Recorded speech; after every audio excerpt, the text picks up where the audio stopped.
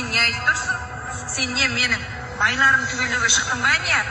Сол товардың арасынан өзіңді өртеп өлтіремін ба? Өртеп тастаймын өзіңді.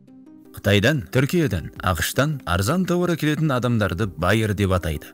Олар WhatsApp чаттары арқылы өнімдерді сатады. Көптеген байерлер Қазақстанда толығымен заңды түрде жұмыс жасайды, ал басқалары болса алаяқтықпен айналысады. Сондай алаяқтардың бірі деген күдікке 28 жастағы Айс Мұратова ілінді.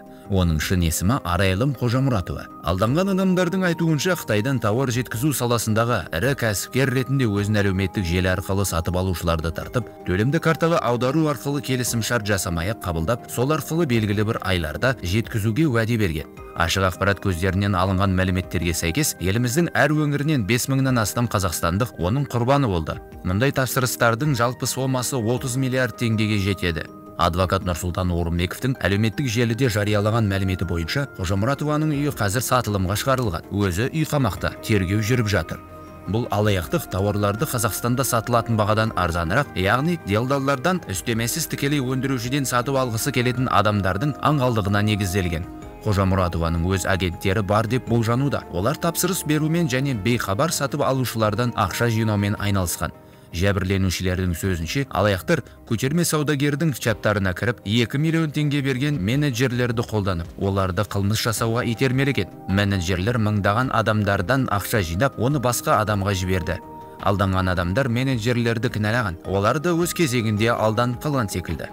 Ақыр соңында халықтың ақшасы да, тауарларда Айс есімді адамда жоқ болған. Зарғақсап алданған халықтың айтуынша, Айстың 3-ші рет үйленген күйеуі полиция қызметкері. Ол жазадан құтылып кетуі әбден мүмкін. Алданғандар ақша аударғанда, соның отбасы мүшелеріне аудардық, олардың да қатысы бар дейді. 8 қарашада мәжіліс отырысында депутат Дәулет Мұқаев бас прокурорға сөз сөйлеп, қазақстандықтардың өтініштері жазылған папкаларды көрсетті. Қазір байытамын дейтін байерлерге барын берген қара халықтың базынасында жиі естіп жүрміз. Солардың бірі елде лақабатпен танымал болған Айс Мұратова, шын аты Арайлым. Ол соңғы 2 жылда халықтың сеніміне кіріп, сауда жасап, өзін жақсы жағынан жарнамалаған. Бұл мәселені жеке бақылауға алуды сұрады. Депутат бас прокурор Берік Асыловқа сауал жолдап, онда алдаудың құрбаны болған қазақстандықтардың мәселесін көтерген.